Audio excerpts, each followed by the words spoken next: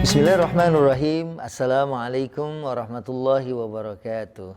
Alhamdulillah wassalatu wassalamu ala sayyidina Rasulillah amma ba'du. Saudaraku yang dimuliakan Allah Subhanahu wa taala, pada kesempatan kali ini saya ingin berbicara tentang mafatihul faraj. Apakah itu mafatihul faraj? Ini adalah kunci-kunci kebahagiaan.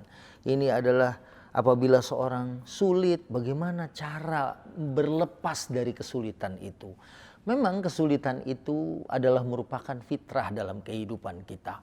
Dan bahkan di dalam Al-Quran dikatakan bahwa saat kita terlahir ke dunia pun, ya, disampaikan di dalam Al-Quran, la uqsimu bihadzal balad wa anta hillum bihadzal balad wa walidin wa ma walad laqad khalaqnal insana fi kabad.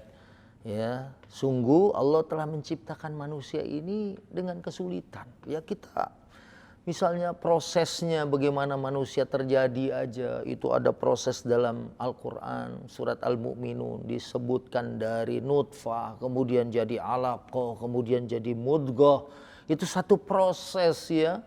Dari nutfah kemudian ada segumpal daging, kemudian sampai di dalam ayat dikatakan tsumma ansya'nahu khalqan akhar, kemudian Allah ciptakan atau Allah sempurnakan manusia itu menjadi bentuk yang sempurna. Itu dikatakan di dalam Al-Quran memang ada proses yang panjang, dan bahkan kesulitan itu kerap mengakrabi manusia. Ya, dalam Al-Quran juga kita sering mendengar orang membaca fa inna ma'al usri yusran, inna ma'al usri yusra.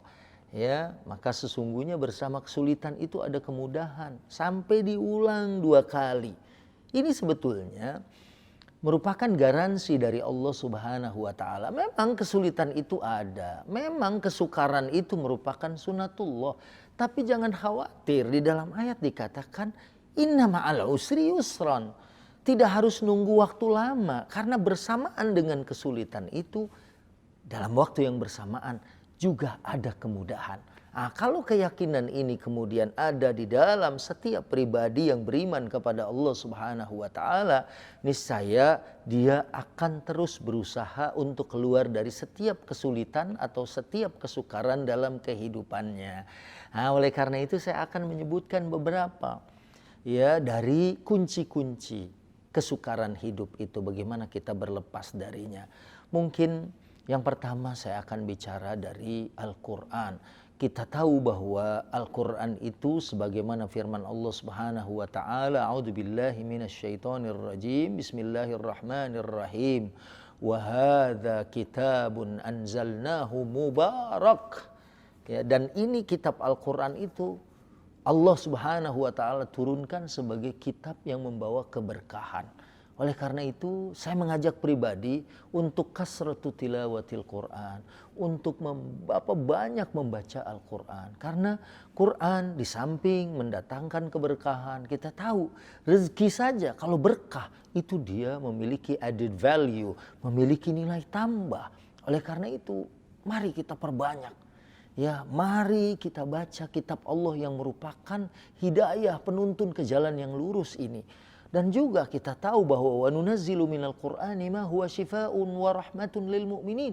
Kita tahu bahwa Quran ini obat dan sekaligus rahmat buat orang-orang yang beriman. Sudah dia menjadi keberkahan, menjadi obat, menjadi rahmat, ya, dan ini juga merupakan zikir yang utama selain dari zikir-zikir yang lain, ya, istighfar kita, solawat juga, ini insya Allah, ya, dengan kita bersolawat kepada baginda Nabi SAW, insya Allah dari salah satu manfaatnya adalah apabila kita berdoa, insya Allah doa kita diijabah. Apabila kita sulit, apabila kita sedang susah, insya Allah Allah akan mengeluarkan kita dari kesulitan tersebut.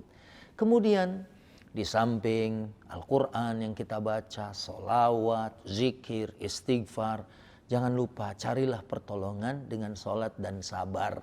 Bukankah Al-Quran, ya, mengatakan bahwa a'udzubillahi minasyaitonirrajim, bismillahirrahmanirrahim, wasta'inu bis-sabri was-shalah. Ya, kita suruh atau diperintah oleh Allah Subhanahu wa taala untuk bersabar dalam menjalani kehidupan, ya, bis-sabri was-shalah. Kemudian sholat, karena sholat ini ada satu gerakan sujud yang saat kita sujud itu adalah waktu yang terdekat antara kita sebagai seorang hamba dengan Tuhan kita. Saat kita dekat, misalnya kita dekat dengan atasan kita dekat dengan bos kita bisa meminta.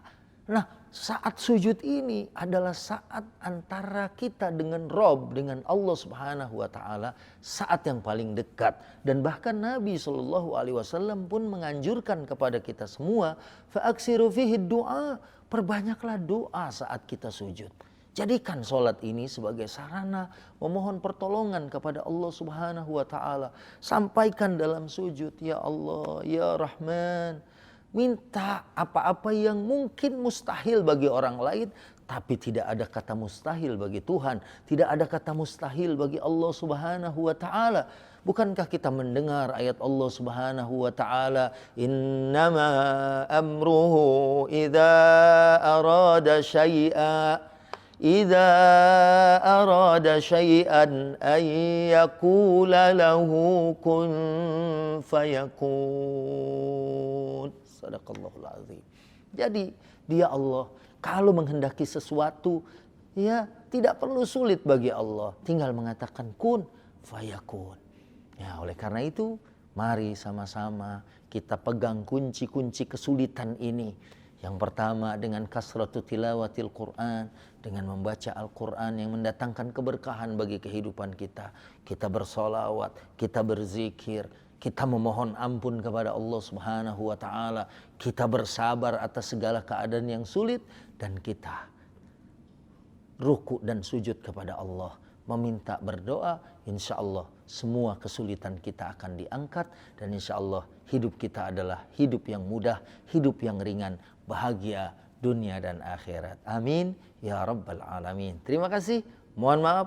Wassalamualaikum warahmatullahi wabarakatuh.